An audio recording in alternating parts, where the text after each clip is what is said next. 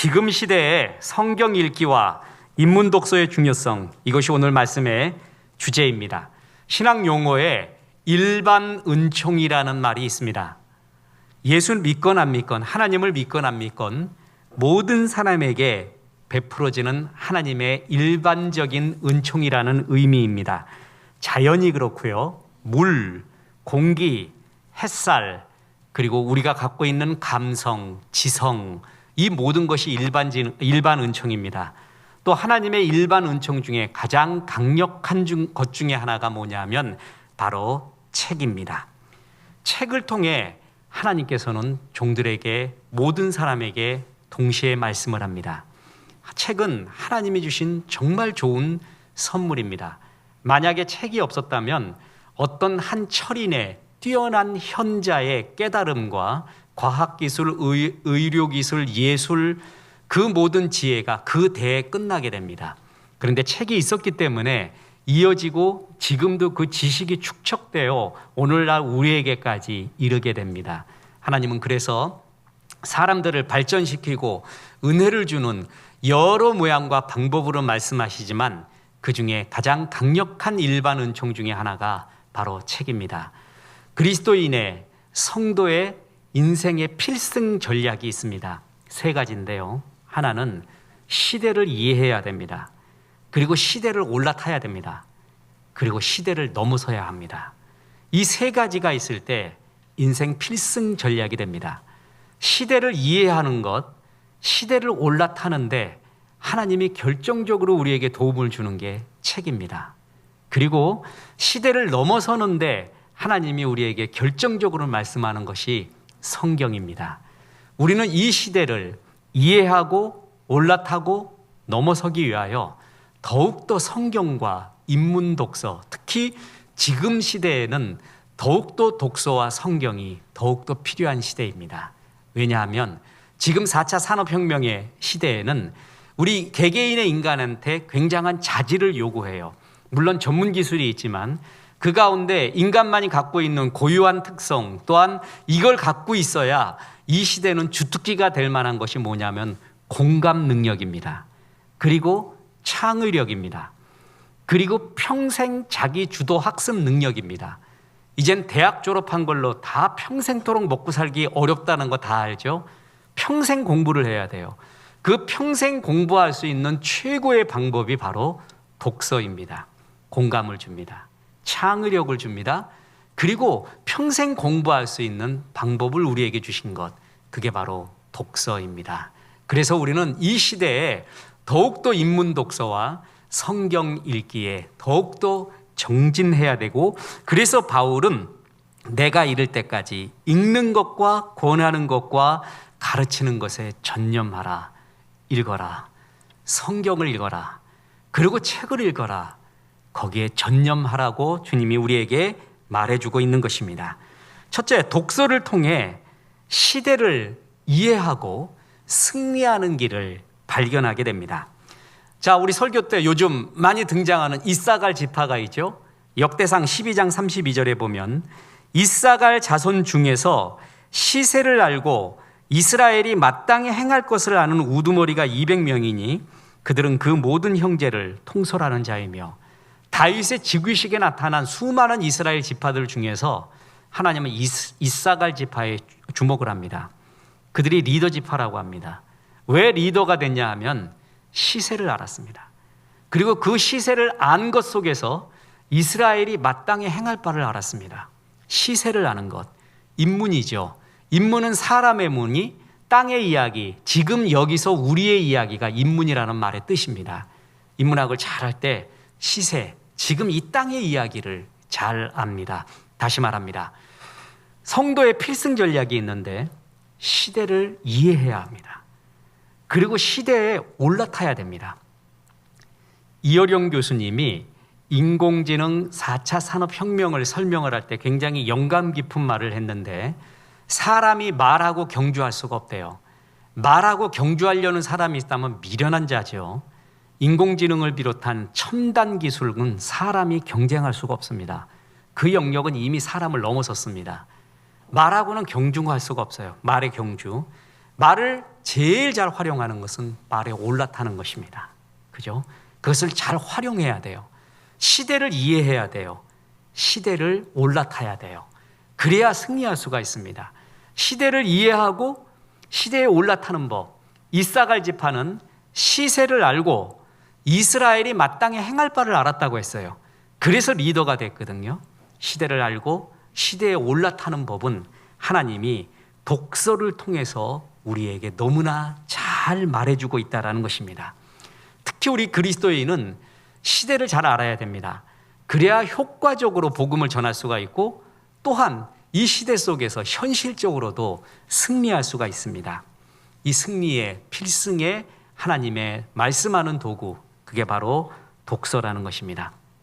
독서는 최고의 간접 경험, 경험에는 직접 경험과 간접 경험이 있는데 우리는 시간과 그 다음에 물리적 체력의 한계, 역량의 한계가 있어서 전부 경험할 수 없어요. 그래서 사실 직접 경험보다 간접 경험이 많은데 최고의 간접 경험이 바로 독서라는 것이죠. Standing on the shoulders of giants. 뉴턴이 말해서 유명해졌죠. 영국의 1페니 동정 옆구리에 새겨진 것. 거인의 어깨에 올라탈 줄 아는 사람, 거인의 힘을 빌을 줄 아는 사람, 거인의 어깨 높이에서 세상을 볼 줄 아는 안목, 거인의 어깨에 올라탔을 때 가능한 이야기입니다. 거인의 힘을 간접 경험을 하고 활용하는 것이죠. 그것에 대한 제일 좋은 방법 중에 하나가 바로 독서라는 것입니다. 철학자 데카르트가 이렇게 말했습니다. 좋은 책을 읽는다는 것은 과거에 가장 뛰어난 사람과 대화를 나눈 것과 같다. 그 사람 만날 수 없어요. 또 떨어져 있는 사람 만날 수 없어요. 만날 수 있는 방법이 특히 그 사람의 여러 이야기 중에서 엑기스를 알 수 있는 이야기, 그게 바로 독서라는 것입니다. 자수성가한 이어받은 부자가 아닌 자수성가한 부자들의 75%가 독서광이라는 것입니다. 그는 여기서 현실적인 힘의 능력을 깨달을 수가 있다는 것입니다. 실제 우리가 막 부러워하는 이른바 성공한 승리한 사람들 있잖아요. 한결같이 애독가들입니다. 세계 최고의 부자 중에 하나인 마이크로소프트사의 빌 게이츠와 투자왕 워런 버핏이 미국의 네브라스카 대학에서 함께 강의한 적이 있습니다. 강의 후에 질문을 받았는데 어떤 질문 받았냐면 만일 초능력을 당신이 갖고 싶다면 어떤 능력을 갖고 싶습니까? 초능력이라는 것이 지금 세상에 존재한다면 어떤 초능력 갖고 싶겠습니까, 여러분? 그런데 이 둘은 한결같이 똑같은 대답을 했는데 너무나 놀라운 대답을 했습니다. 책을 빨리 읽고 빨리 이해하는 능력, 그 능력을 갖고 싶습니다. 이들은 이름난 독서광입니다. 그런데도 이 세상을 승리하기 위해서 정말 필요한 것은 책을 많이 빨리 읽고 빨리 흡수할 수 있는 능력, 만약에 초능력이 있다면 난 그걸 얻고 싶습니다 라고 말할 정도입니다. 그러면서 이 둘은 한결같이 자기가 인생에서 이토록 승리할 수 있는 비결 1호가 무엇이냐? 독서에 있었다고 말합니다. 그만큼 독서는 하나님이 우리 일반에게 주신 최고의 일반은총, 이 세상을 이해하고 이 세상에 올라타는 최고의 방법이 독서라는 것입니다. 아직도 백악관의 주인은 아브라함 링컨이라고 미국 사람들은 말하고 있습니다. 링컨을 그만큼 존경하는 거죠.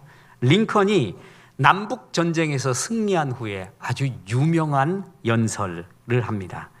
나는 지금 두 사람의 여성에게 감사를 드립니다. 한 분은 나에게 책 읽기의 습관을 붙여주신 나의 계모 어머니이시고 또 한 분은 엉클 톰스 캐비넷을 써서 나에게 흑인의 슬픔을 깨우쳐준 스토우 부인입니다. 링컨은 세 사람의 여인에게 결정적인 영향을 받습니다. 돌아가신 친어머니에게 성경을 배웁니다. 그리고 새어머니에게 독서의 습관을 배웁니다. 그리고 스토우 부인에게 엉클 톰스 캐빈, 그 책을 통해 하트, 이런 흑인 해방에 대한 하트를 배우게 됩니다.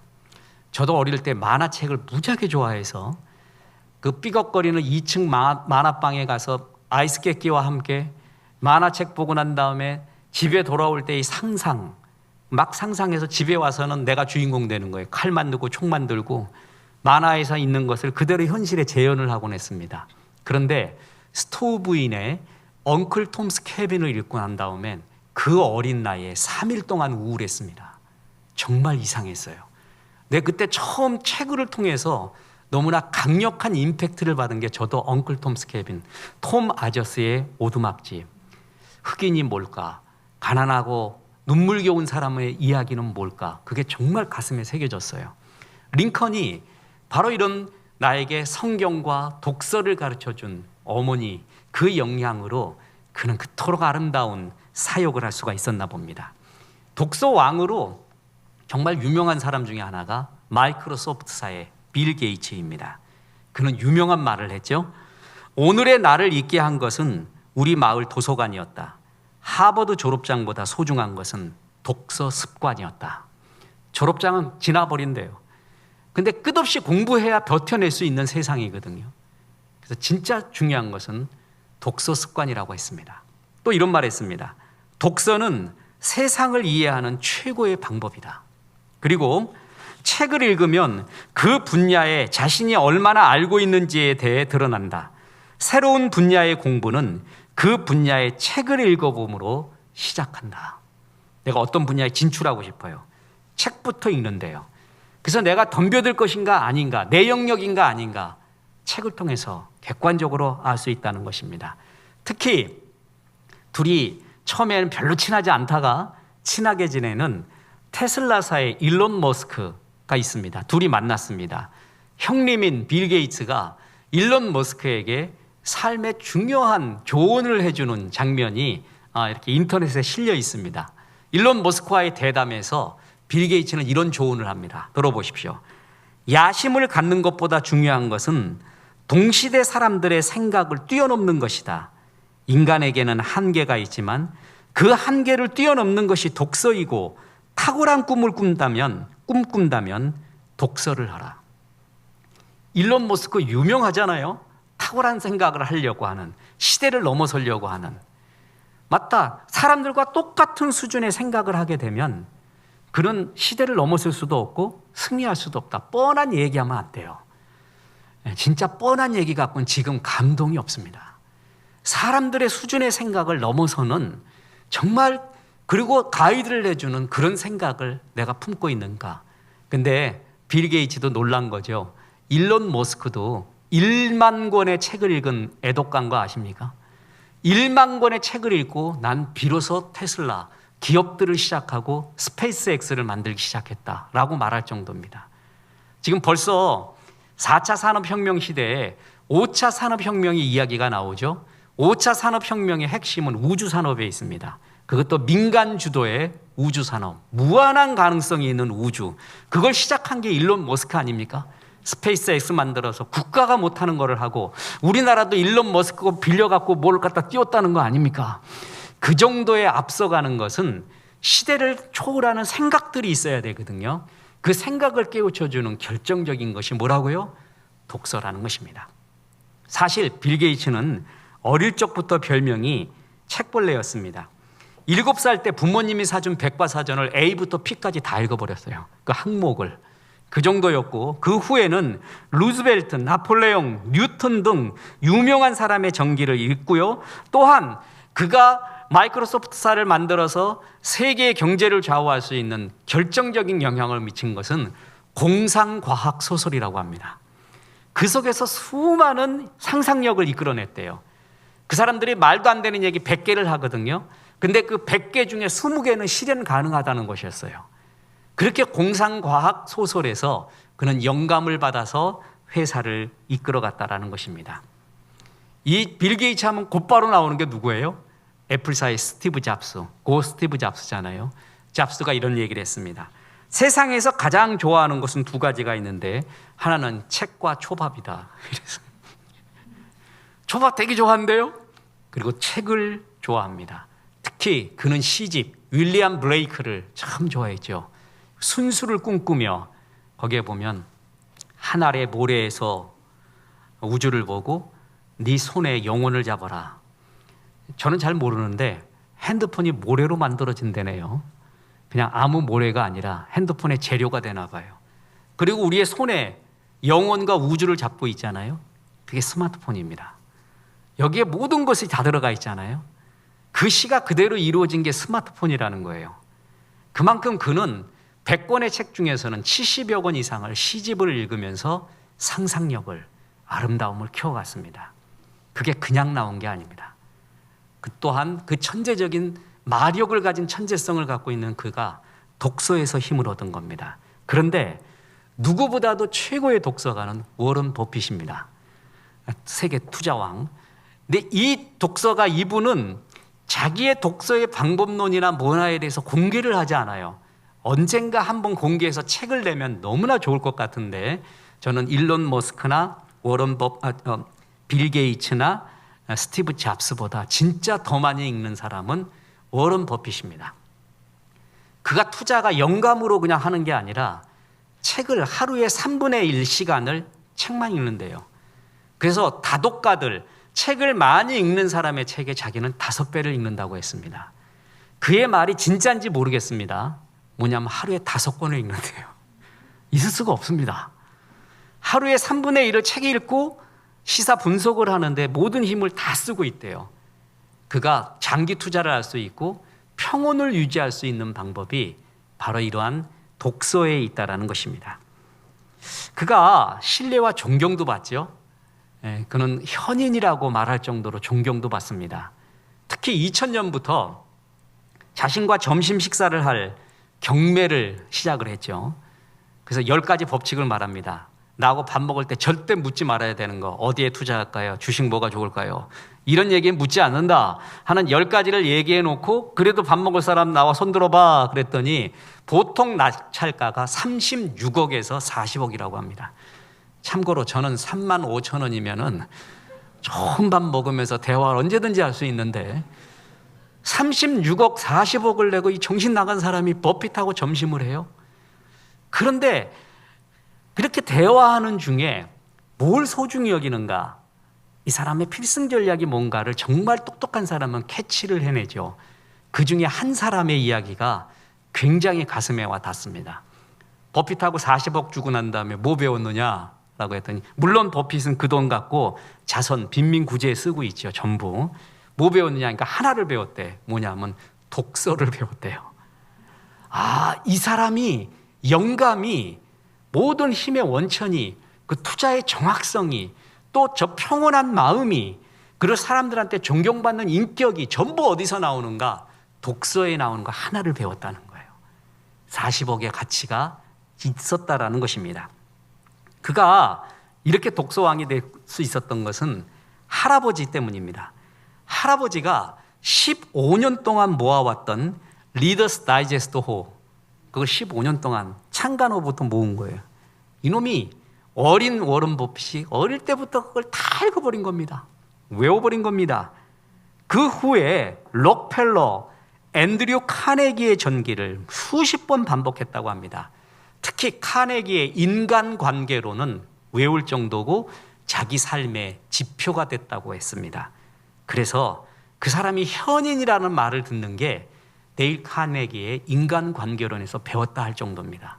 사람과 논쟁을 하지 말자, 비판하지 말자, 대화를 하자, 명령보다 질문을 하자, 남을 이롭게 하자. 이걸 전부 그 인간관계론에서 배워서 실천하다가 그는 현실적 승리 플러스 존중까지 받게 되는 그 처세를 거기서 배우게 되었다라고 합니다. 뿐만 아닙니다.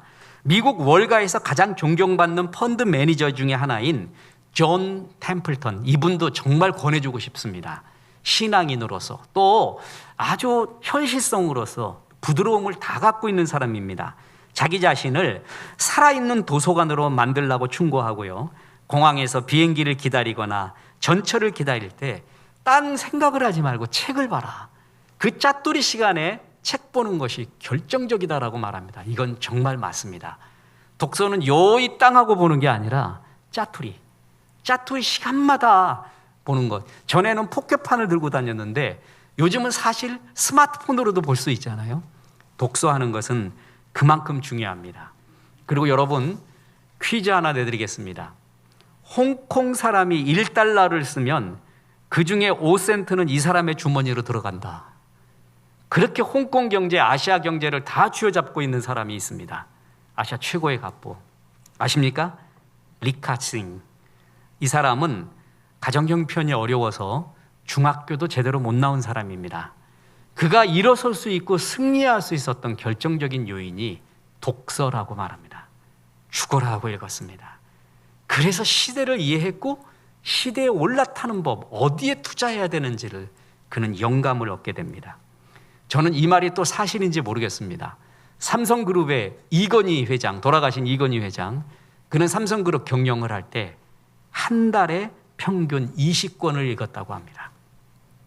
세종대왕, 그가 그렇게 성왕이 될 수 있었던 것은 독서라는 거 너무나 잘 알죠. 세종이 미쳐 있었던 거 두 가지, 독서와 고기.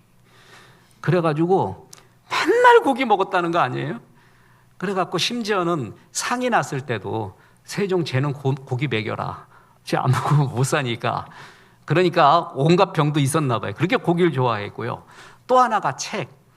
하도 책 읽는데 병이 나가지고 쟤한테 책 다 뺏어라 아버지가 그랬더니 벽장 뒤에, 병풍 뒤에 숨겨놓은 거 죽으라고 읽어댔다는 거 아닙니까?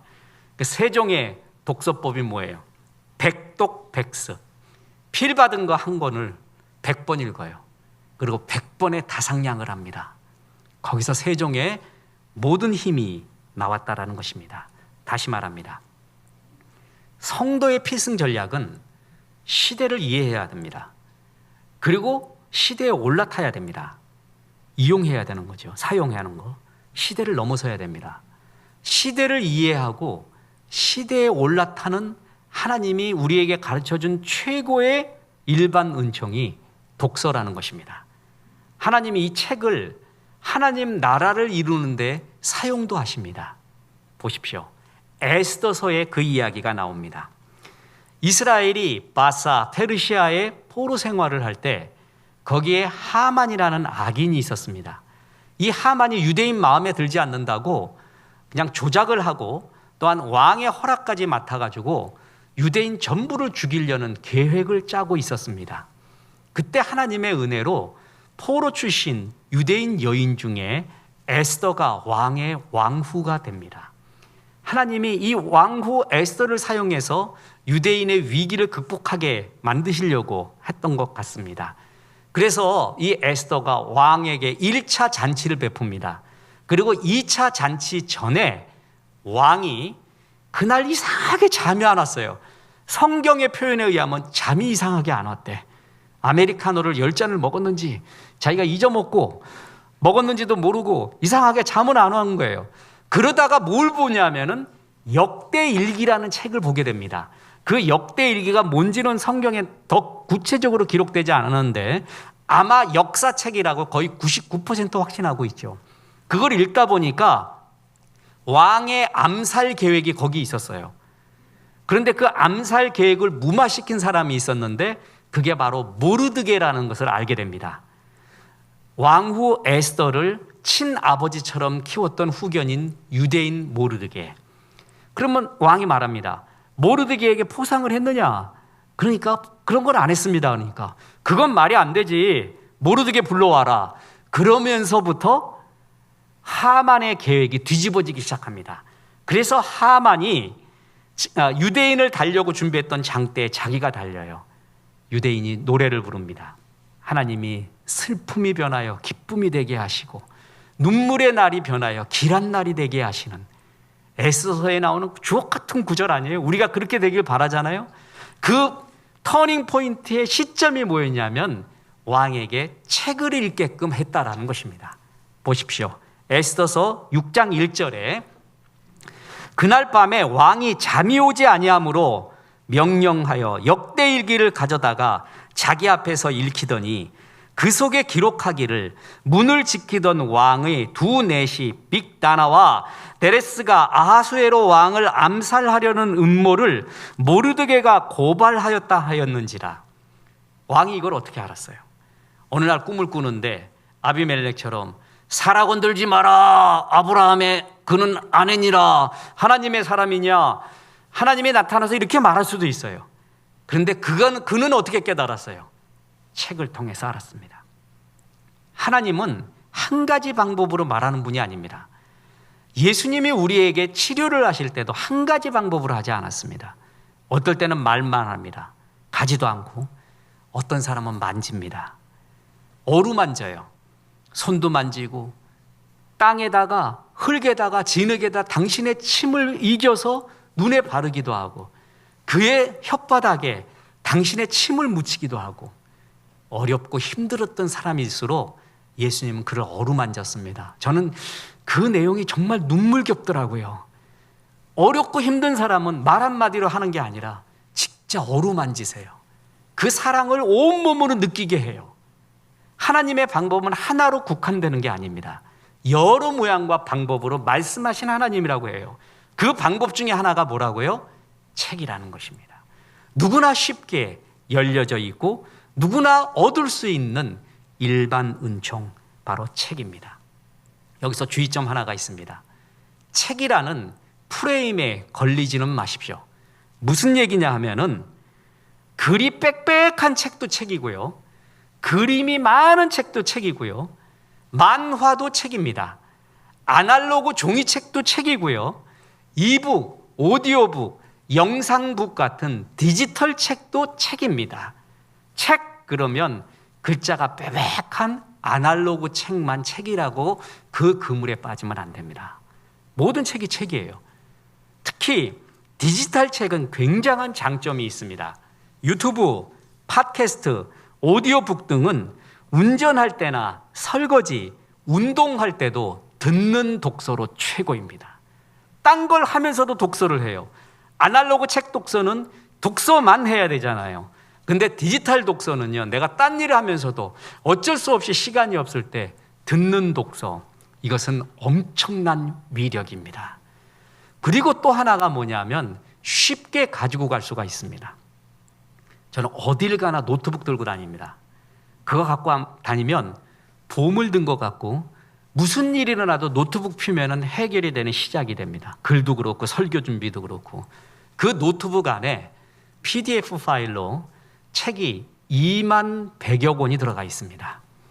빌 게이츠가 Think Week, 생각 주간에 자기 도서관 가갖고 섬에 가서 책 읽는데 거기에 18,000권이 있습니다. 그래서 그걸 영상으로 비춰준 적이 있는데 1, 2, 3층 전부 책이에요. 어느 분량인지 알겠죠? 2만 권의 책이. 근데 손바닥만한 노트북 하드에 다 들어갑니다. 어딜 가도 세계를 펼쳐요. 동양을 펼치고 서양을 펼치고 옛날을 펼치고 지금을 펼치고 철학, 문화, 예술, 경제, 사회, 문화 모든 것이 그 안에 들어가 있어요. 전에 세미나 가면은 이런 돌돌이 큰 가방에다가 책을 한 3박스 들고 다녔어요. 그래야 세미나가 내가 준비한 것만 되는 게 아닙니다. 미리 가보면 이것도 해야 되는구나, 이런 돌발 변수도 들어와요. 그럴 때는 어떨 때는 연구를 다시 해야 돼요. 하루 사이에 책 다 들고 가야 돼요. 그런데 노트북 하나에 다 들어가 있습니다.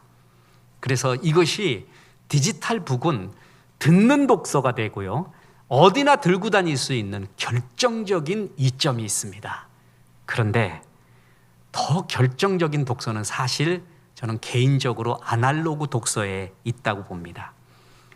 아날로그 책을 읽잖아요. 그럼 여백부터 시작합니다.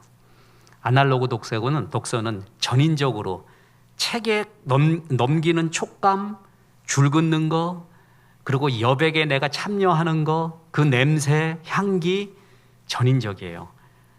좀 개인적인 얘기입니다. 그래서 아날로그 독서는 큰 장점이 있는데 뭐냐 하면은 상상력을 키우게 됩니다. 영상 독서는, 영화는 해리포터 영화를 보면 그 장면 하나만 가슴에 들어옵니다.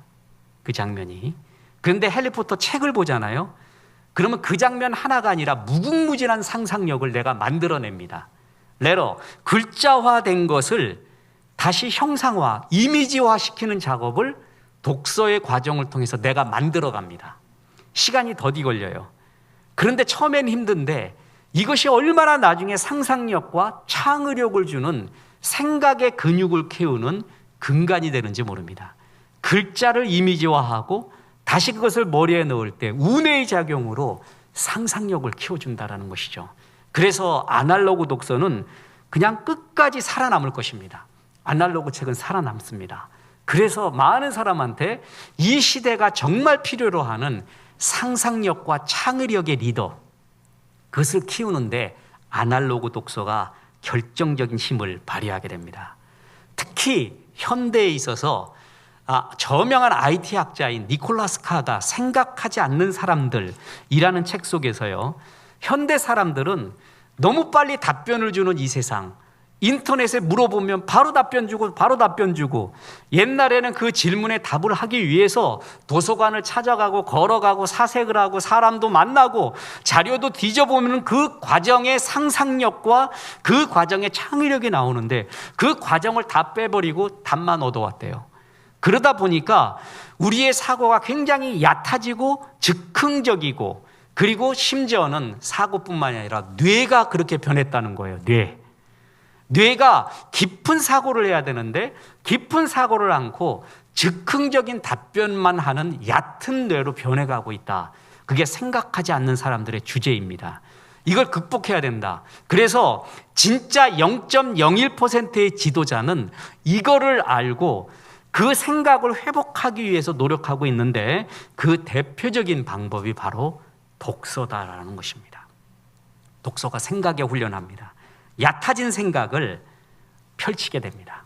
깊게 합니다. 그래서 하나님은 최고의 일반 은총으로 우리에게 책을 허락하신 것입니다. 그래서 책을 보면서 시대를 이해하게 됩니다. 그리고 시대를 올라타게 됩니다. 그리고 또 하나, 이 책의 기능과 역할은 너무 많아서 진짜 3박 4일은 해야 됩니다. 그중에 또 결정적인 하나님이 책을 주신 이유가 우리에게 독서는 치유의 능력이 있습니다. 이게 너무나 좋습니다. 제가 농담으로도 또 진담으로도 시인 되려고 했었다고 했죠. 근데 시인과 원시인이 하나인 줄 알고, 그리고 또 그대는 시인 되지 말고 목사 되세요. 시인은 내가 할게요 라고 한 사람이 있습니다. 이성복이라는 시인입니다. 시는 이렇게 써야 돼요. 그 사람 시 읽으면 기가 죽어갖고 내가 못 쓰겠다 하는, 그래서 그냥 이 목회의 길로 잘 가고 있는 그 이성복 시인이 쓴 책 중에 내 고통은 나뭇잎 팔아 푸르게 하지 못한다. 아포리즘 산문집 짧은 걸로 되어 있는데 정말 권해주고 싶은 책입니다. 다의성, 그 짧은 글에 수많은 다의적 여러 의미가 있고요, 깊이가 있어요. 해석의 여지가 정말 많고 정말 글 잘 씁니다. 거기에 이런 글이 나옵니다. 이야기가 된 불행은 불행이 아니다. 그러므로 행복이 설 자리가 생긴다. 사람이 너무 힘들잖아요. 말을 안 합니다. 너 뭐가 힘들어? 진짜 힘들잖아요. 말할 힘도 없어요. 말하고 싶은 마음도 안 들어요. 아무 말 안 해요. 근데 말하기 시작해요. 사실을 어떤 놈이 말이야부터 시작을 해가지고 말을 하기 시작하잖아요. 이야기된 불행은 불행이 아니다. 행복이 설 자리가 생긴다. 말을 하면서부터 치유가 돼요. 그러니까 말 안 하는 때가 진짜 괴로울 때예요. 말하면서 치유가 되는 거거든요. 제가 목회를 하면서 깨달은 여러 가지 중에 큰 것이 하나가 또 있는데, 그것은 사람은 참 일반적이고 보편적이라는 것입니다. 전 이걸 깨달은 것이 그렇게 좋을 수가 없습니다. 사람의 불행은 자기가 특수하다고 생각하는 데서 많이 나옵니다. 이 생각은, 이 아픔은, 이 슬픔은 다른 사람이 모를 거야, 나만이 갖고 있는 특수한 것이야 라고 생각할수록 더 우울증에 빠집니다. 힘듭니다. 그런데 목회를 하다 보니까 사람은 다 똑같아요. 일단 다 죄인이야. 다 그놈이고, 그랜드 캐년이라고 그랬죠. 그 여자분이 그 여자분이에요. 다 죄인이에요. 의인은 하나도 없어요. 그리고 똑같이 아파요. 삶의 보편성, 일반성을 목회하면서 깨달았어요. 그게 나를 객관적으로 보게 해요. 되게 여유 있게 해요. 그리고 목회를 안 하잖아요. 사람들은 독서를 통해서 알 수가 있어요. 독서하다 보면 나와 비슷한 생각, 더 깊은 생각, 덜한 생각, 덜한 아픔, 더한 아픔 갖고 있는 사람이 거기 다 나와요. 그래서 진짜 나만 아픈 게 아니구나. 더한 사람도 있구나. 그 속에서 내 슬픔을 이야기하기 시작해요. 야, 그 사람 내 소설을 봤는데 야, 더한 사람도 있더라. 어떻게 그러고 사냐 그 사람. 나 같으면 죽어버렸다. 어떻게 그럴 수가 있어 하면서 얘기를 시작하게 돼요.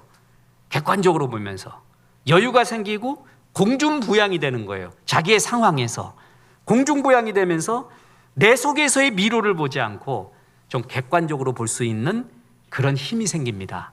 그게 치유의 능력입니다. 독서가 갖고 있는 하나님이 주신 굉장히 좋은 선물 중에 하나가 이런 치유 능력이 있어요. 그렇게 좋아요. 나하고 똑같은 사람, 나만 똑똑한 줄 알았더니 더 똑똑한 생각을 하는 사람이 있구나. A라는 생각은 아무도 못할 거야 라고 생각했는데 이 사람은 A를 넘어 C, D, E, F, G까지 생각했구나. 와, 그렇구나. 겸손도 배워요.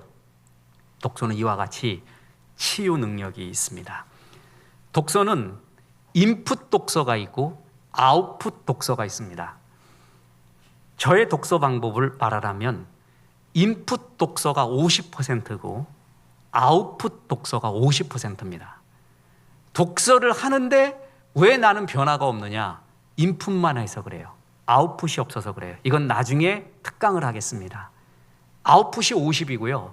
인풋이 50이에요. 내놔야 돼요. 써야 돼요. 그럴 때 내 것이 돼요. 아웃풋이 독서에서 50%입니다. 이만큼 하나님은 독서에 큰 힘을 주시고 우리 지천으로 책을 깔리게 해서 이길 수 있는 힘을 이미 주셨습니다. 그런데 멀리서만 찾고 있는 우리들의 모습이 보이죠? 시대를 이해하고 올라타는 법을 하나님이 독서 그리고 치유의 능력도 주신 것입니다. 그래서 오늘 본문처럼 바울이 디모데에게 권면합니다. 너무 재밌는 구절이에요. 디모데 전서 4장 13절에 내가 이를 때까지 읽는 것과 권하는 것과 가르치는 것에 전념하라. 성경 읽어라. 독서해라. 읽는 것에 전념하라고. 자, 몇 장 몇 절이라고요? 디모데 전서 4장 13절이죠. 그런데 똑같은 독서에 대한 구절이 디모데 후서 4장 13절에 똑같이 나와요. 보세요. 디모데 후서 4장 13절에 내가 올 때에 내가 드로아 가보의 집에 둔 겉옷을 가지고 오고 또 책은 특별히 가죽 종이에 쓴 것을 가져와라.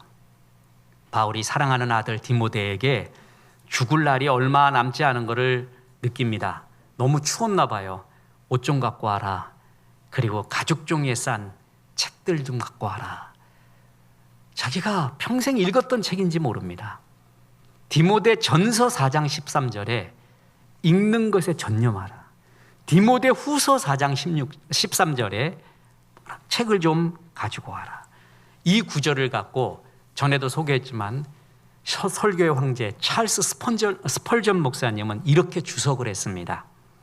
그는 성령의 영감을 받고 있으면서 여전히 책을 찾고 있습니다. 최소한 30년 동안 설교를 했지만 그는 여전히 책을 찾고 있습니다. 웬만한 사람보다 더 풍부한 경험을 갖고 있었지만 그는 여전히 책을 찾고 있습니다.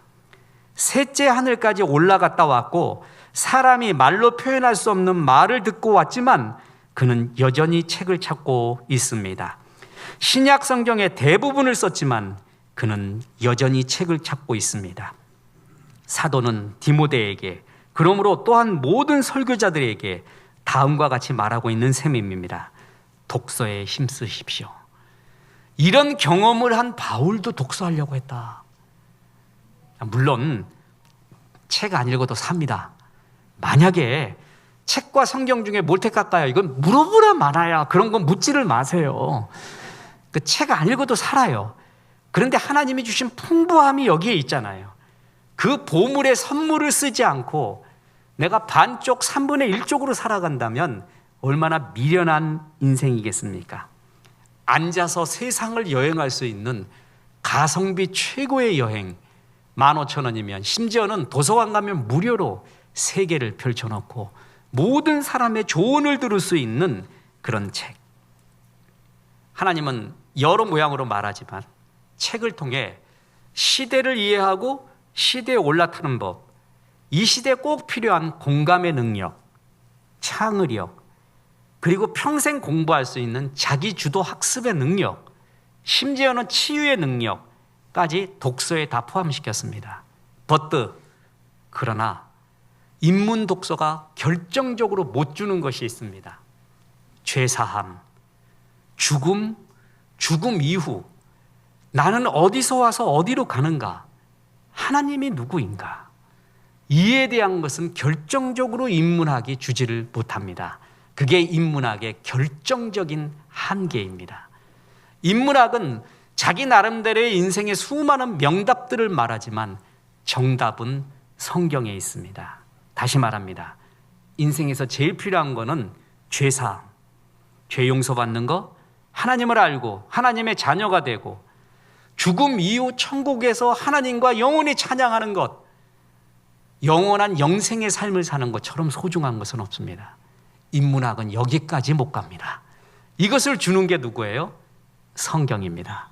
성경은 시대를 넘어서게 합니다. 필승전략, 시대를 이해하라, 올라타라, 이까지는 책에 도움을 줘요.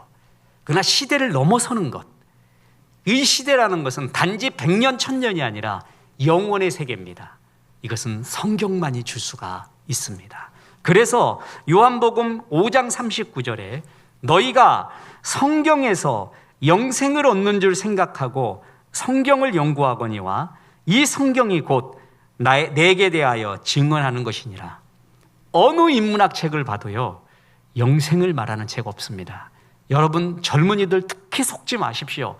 빅뱅부터 시작한 결합한 진화론이 인생의 기원, 인간의 기원, 모든 것의 기원을 말하고 있는 듯한 여러 대중 강연과 책에 속지 마십시오. 그렇지 않습니다.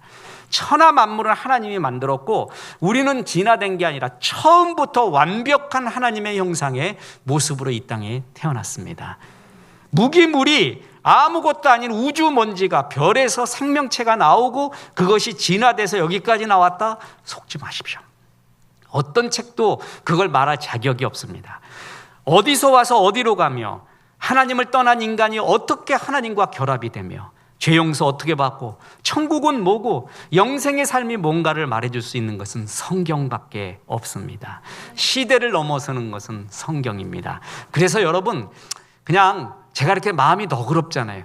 너무 또 성경 많이 읽는다고 이렇게 좀 괴로워하지 말고 성경은 딱 자기 나이만큼 읽으세요. 네, 그까지 읽으면 돼요. 목사는 곱하기 2. 네 나이의 자랑이 뭐냐? 그건 수고와 탄식뿐이요. 이런 소리 하지 말고 내 나이의 자랑은 내 나이만큼 성경 읽었습니다. 그게 자랑이 되세요. 그리고 책도 너무 많이 읽지 마세요. 그거 피곤한데 할 것도 많은데 얼마나 많이 읽으세요? 일주일에 한 권만 읽어요. 한 권. 그러면 딱 맞아요. 그러면 하나님이 나를 인간으로 태어나게 해준 모든 풍요로움을 거기서 다 느낄 수가 있습니다. 독서의 이점은 정말 너무 깁니다. 어디 가서 세미나 할 때도 절제를 못할 정도로. 왜냐하면 전 진짜 삶으로 체험을 합니다. 이게 정말 주님이 주신 최고의 일반 은총이라는 것을 너무 잘 압니다. 이건 정말 이것도 복음보다야 못하지만 전해주고 싶습니다. 이 시대를 이해합니다. 올라타는 법. 그리고 이 시대를 넘어서는 것은 성경밖에 없습니다. 그래서 전인적인 성도, 영성, 지성, 감성이 조화롭고 충만한 조화로운 성도가 되어서 많은 영혼을 주 앞으로 인도하는 데 쓰임받고 내가 먼저 기쁘고 충만한 하늘의 기쁨으로 넘쳐나기를 주 예수의 이름으로 축원합니다. 우리 어느 시대에 와도 우리의 영원한 찬양, 비전 찬양 부르십니다.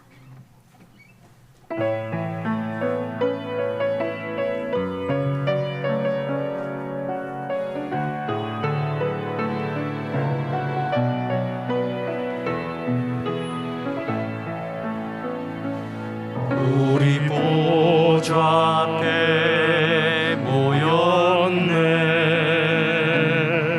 함께 주를 찬양하며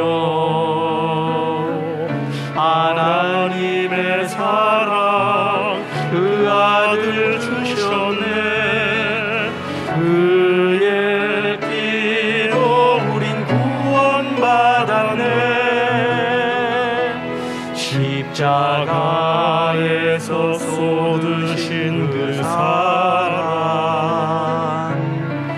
강같이 온 땅에 흘러 각 나라와 족속 백성 만원에서